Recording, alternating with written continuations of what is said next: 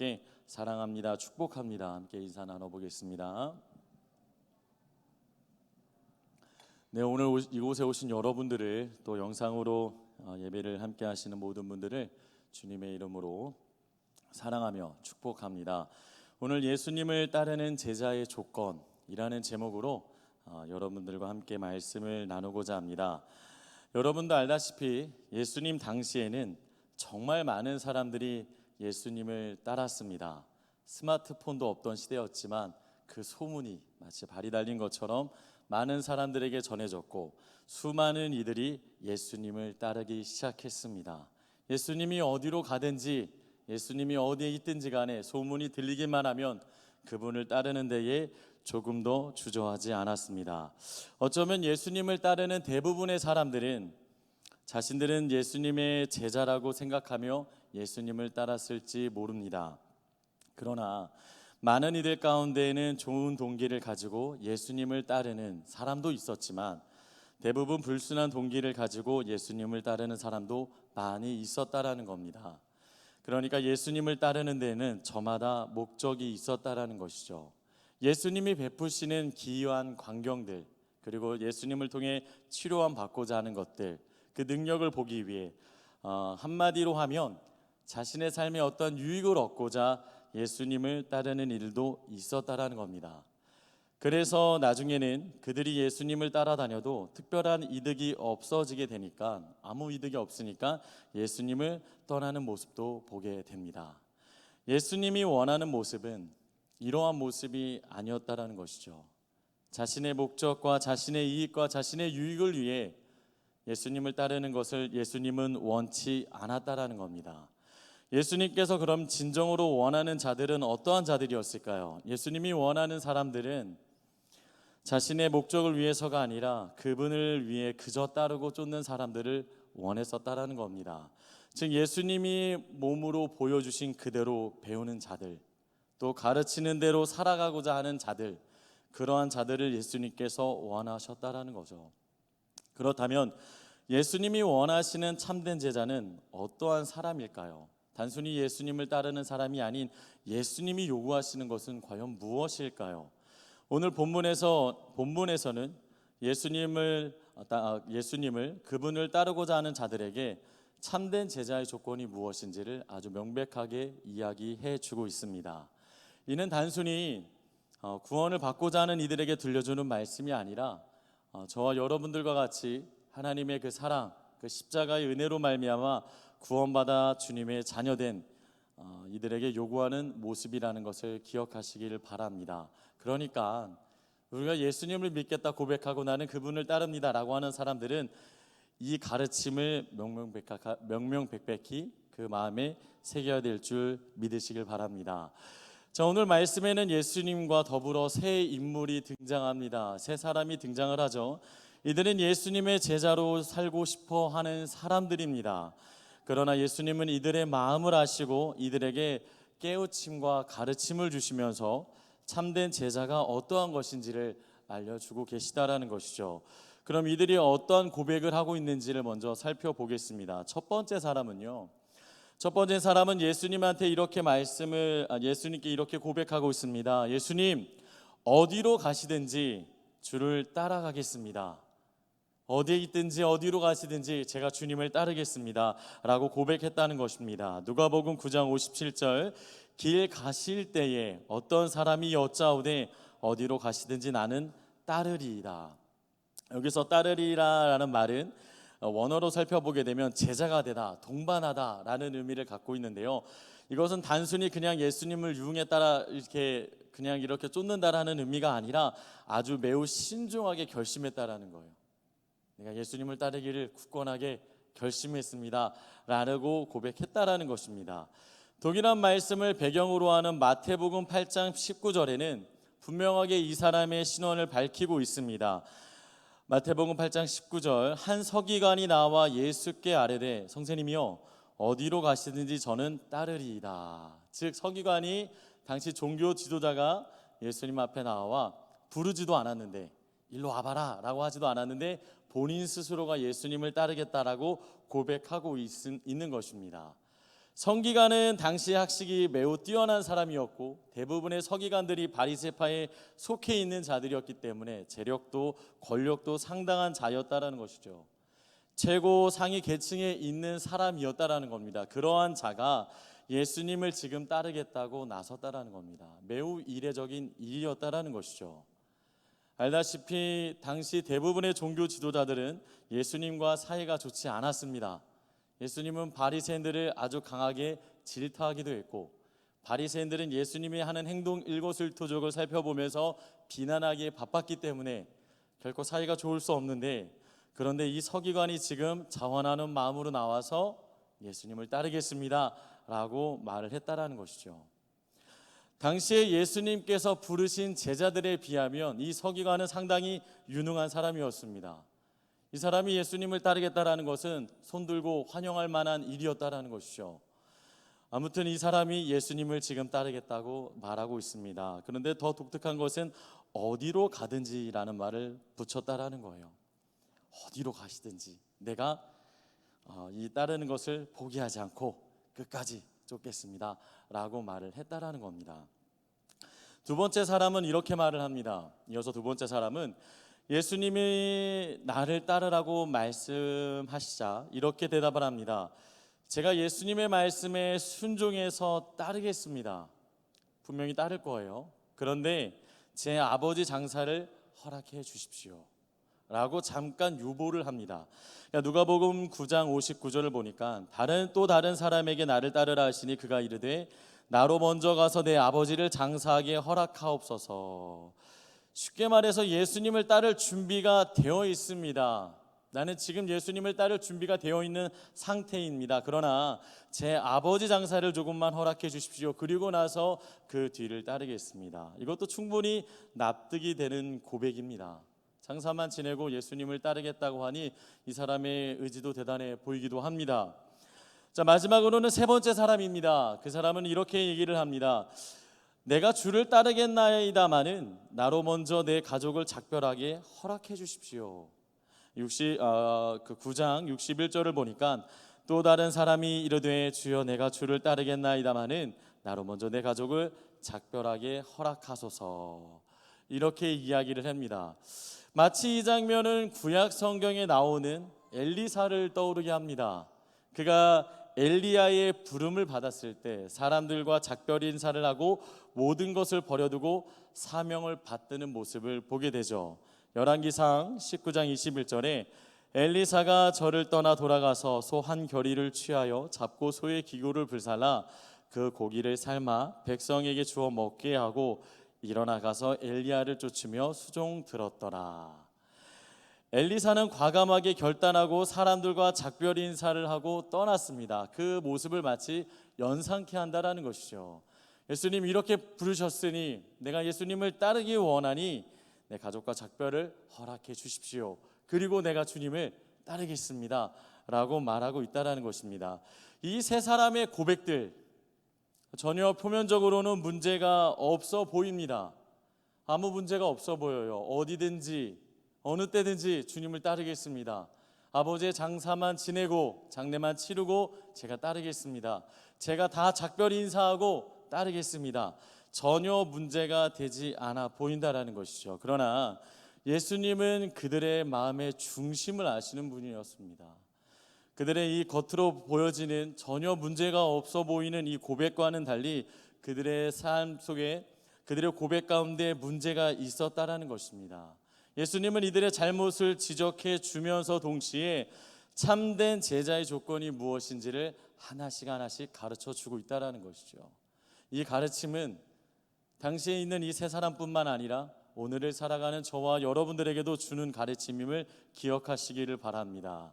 우리에게도 주님은 지금 참된 제자의 조건을 가르쳐 주고 계시다라는 것이죠.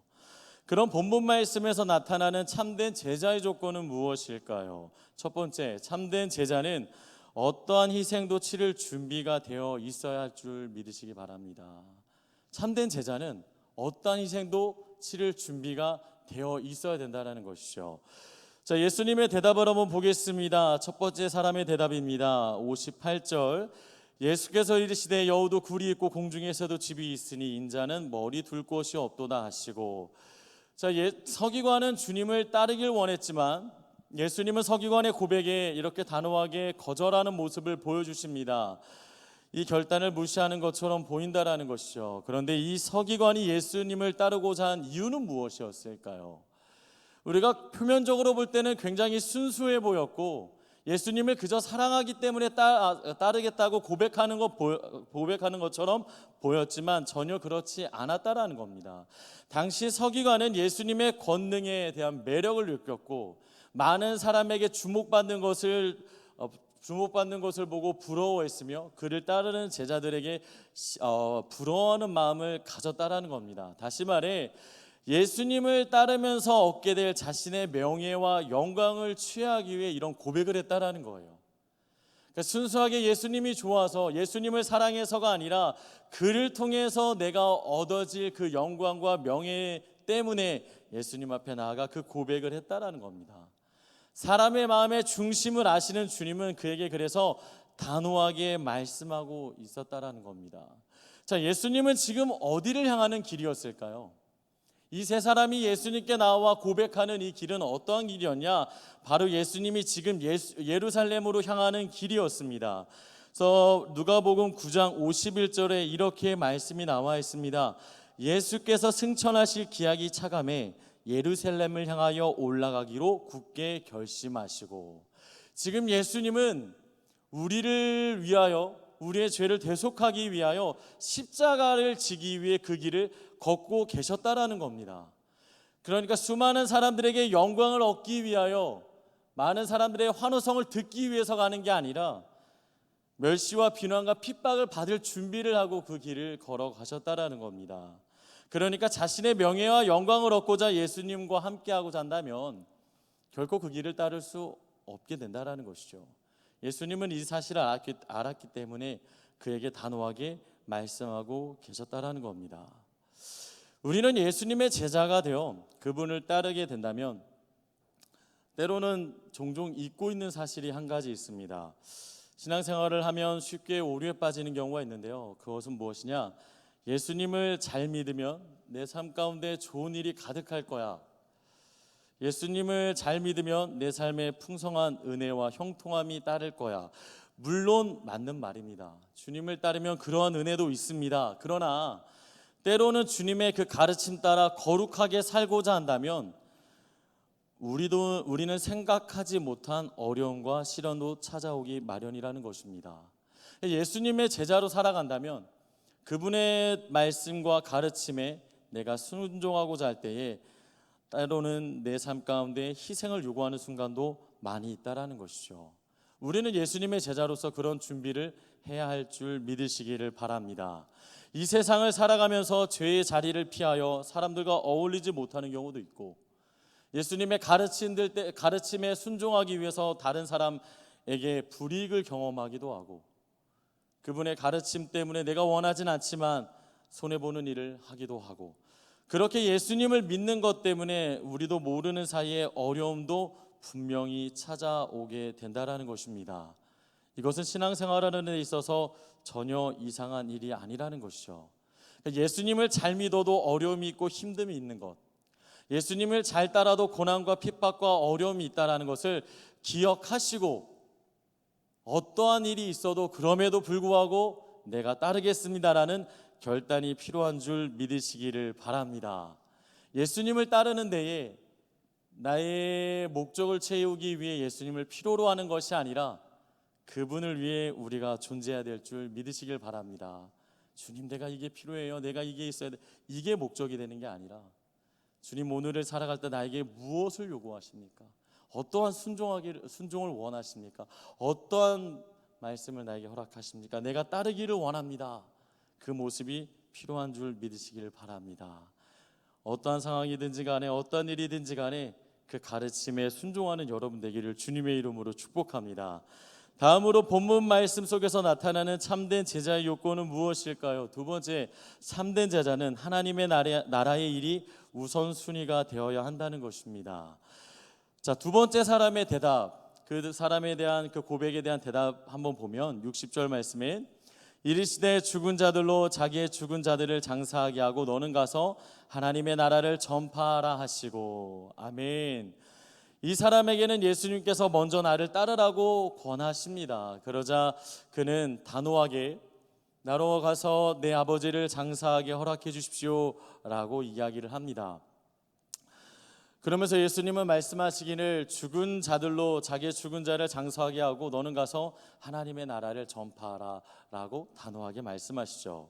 탈무드를 보면 모든 율법을 앞서는 것이 이 장례식이라고 합니다. 장례가 있을 때는 그 율법을 스톱하고 이 장례를 치르는 것이 무엇보다도 중요하다고 합니다. 가뜩이나 아버지의 장례입니다. 빼놓을 수도 미룰 수도 거부할 수도 없는 자리인 것이죠. 그런데도 예수님은 마치 매정해 보이는 것처럼 그럼에도 너는 나를 따르라, 복음을 전하라 라고 이야기를 합니다. 이 말씀에는 정확한 이해와 그 배경 지식이 필요한데요, 여기에는 두 가지의 견해가 존재합니다. 첫 번째는 아버지가 지금 당장 지금 이 순간 돌아가셔서 장례를 치르고 있는 상태라는 견해입니다. 그러니까 장례가 한참 진행 중이니까 이것만 빨리 마무리하고 갈게요 라는 견해가 있고요. 두 번째는 그와 달리 어떠한 견해이냐, 연로하신 아버지께서 지금 생존해 계시는데 며칠이든 몇 년이든 세상을 떠나신 다음에 제가 예수님을 따르겠습니다라는 견해가 있다는 것이죠. 많은 주석들을 살펴본 바에 의하면 두 번째 견해에 조금 더 많은 무게가 실립니다. 자, 왜 연로하신 아버지가 돌아가신 다음에 예수님을 따른다고 말을 했는가? 당시 유대 민족은 아버지가 부자일 경우에는 그 유산을 상속받는 문화가 있었다라는 겁니다. 효도를 다한 사람에게 자신의 재산을 그 아버지가 물려주는 것이죠. 그러니까 이 사람은 지금까지 효도를 다하고 아버지를 모셨는데 이제서야 아버지를 떠나면 이 모든 것이 손해였다라는 겁니다. 그러니까 예수님을 따르고자 하는 마음이 없는 건 아니에요.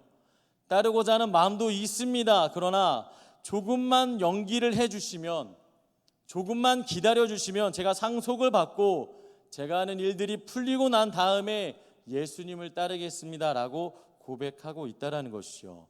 예수님은 분명하게 이 부분을 지적하고 있다라는 겁니다. 예수님의 참된 제자의 조건은 무엇보다 이 세상이 아닌 하나님의 나라의 일이 우선돼야 함을 가르치고 계십니다. 우리가 잘 알고 있는 마태복음 6장 66절, 먼저 그의 나라와 그의 의를 구하라, 이것도 마찬가지의 가르침인 것이죠. 오늘을 살아가는 저와 여러분들에게도 시사하는 바가 매우 큽니다.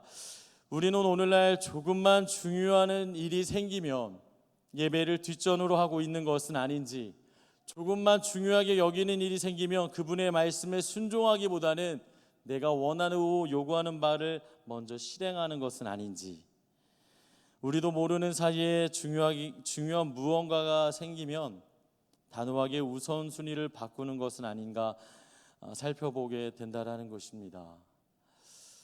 사랑하는 성도 여러분, 우리는 참된 제자의 조건이 무엇인지를 기억해야 합니다. 우선순위를 바꿔선 안 된다라는 것이죠. 주님이 우리의 삶 가운데 가장 먼저가 되어야 될 줄 믿으시기를 바랍니다. 언제나 변함없으신 주님이 우리의 삶 가운데 가장 우선이 되어야 되고 가장 중심이 되어야 되고 전부가 되어야 될 줄 믿으시기를 바랍니다. 주님이 우리에게 요구하는 것은 그것이에요. 지금 너는 나를 가장 앞서 하느냐, 가장 중요하게 여기고 있느냐.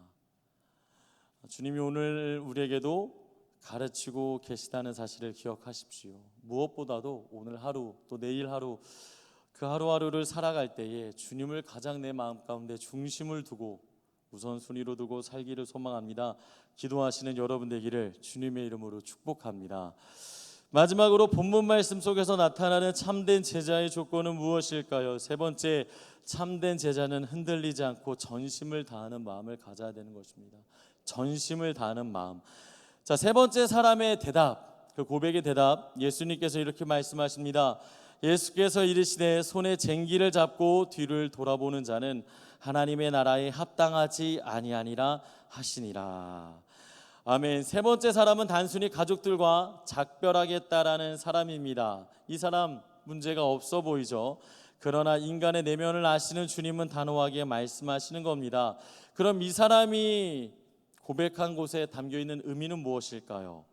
손에 쟁기를 잡고 뒤를 돌아보는 자는 하나님의 나라에 합당하지 않다라는 것은 과연 어떠한 의미일까요? 자, 쟁기를 잡고 계속해서 뒤를 돌아보면서 밭을 갈게 되면 어떻게 됩니까? 제가 밭을 갈아본 적은 사실 없어요. 그래서 이제 계속 뒤를 돌아보면서 밭을 가면 어떻게 되는지 사실은 잘 모릅니다. 그런데 얘기를 들어보니까 내가 가는 이 길이 똑바로 가기 위해서 뒤돌아서면서 보면 볼수록 삐뚤어진다고 하더라고요. 그러니까 앞서 이 앞만 보고 달려가야 되는데 앞을 달려보지 않고 내가 잘 가고 있나, 잘하고 있나 끊임없이 뒤를 돌아보게 되면 결국엔 어그러질 수밖에 없다라는 겁니다. 그러니까 예수님이 그 사람에게 또 우리에게 하고 싶어하는 말씀은 무엇이냐면 예수님을 따르는 제자들은 뒤의 것, 즉 옛 일을 계속 바라보면서 살면 안 된다라는 겁니다. 지나간 것에 얽매일 필요가 없다라는 것이죠. 지나간 것에 얽매이고 집착하고 살아가는 것이 아니라 지금 이 순간 하나님의 나라를 선포하고 그분의 뜻에 순종하며 사는 삶이 우리에게 필요하다라는 것입니다. 지나간 날은 어떤 일이 있을까요? 우리가 많은 사람들에게 인정받는 날도 있을 것입니다. 내가 자랑하는 날들도 있을 것이고요. 또 아니면 다른 이들에게 말하기 어려운 부끄러운 일들도 있을 것입니다. 다양한 일들이 과거 가운데 일어나죠. 그러나 그런 어떠한 것들에 집착해서 지금을 연연하는 것이 아니라 그런 것들은 다 내버려 두고 그리고 앞만 보며 나아가라는 말씀입니다. 앞에 벌어진 일, 주님이 가르친 그 말씀에 순종하는 것이 우선이라는 것이죠. 과거에 얽매여서 지금의 주의 말씀을 듣지 못한 채 순종하지 못한 채 살아가는 것이 아니라 그것들은 다 내려두고 지금 나에게 말씀하시는 주의 말씀에 귀를 기울이며 순종하며 살아가야 될 줄 믿으시길 바랍니다. 이처럼 점심으로 주님을 따라야 한다는 것이죠. 절반의 헌신이 아니라 일부의 헌신이 아니라 전적인 헌신이 우리에게 필요한 줄 믿으시기를 바랍니다. 말씀을 마치고자 합니다. 참된 제자는 어떠한 희생도 치를 준비를 하셔야 합니다. 그러나 우리에게 주어지는 고통은 그냥 고통으로 끝나는 것이 아니죠. 그 연단 가운데 우리의 단련되어짐이 있고 그 어려움 가운데 하나님의 나라는 계속 확장되어집니다. 슬퍼할 필요 없이 생각하지 못한 어려움이 있어도 희생할 준비를 하고 감사함으로 순종하는 여러분 되기를 바랍니다. 또한 참된 제자는 하나님의 나라의 일이 가장 먼저임을 기억하십시오. 오늘 하루 나는 주님을 중심으로 두고 살았는가? 오늘 하루 나는 주의 말씀에 순종하기를 원했는가? 무엇보다 주님을 우선순위로 하기를 바랍니다. 마지막으로 참된 제자는 흔들리지 않고 전심으로 주님을 따르는 것입니다. 과거에 얽매이지 않고 지금 이 순간 나에게 말씀하시는 주의 말씀에 귀를 기울이고 결단하고 나가는 여러분 되기를 주님의 이름으로 축복합니다. 기도하겠습니다.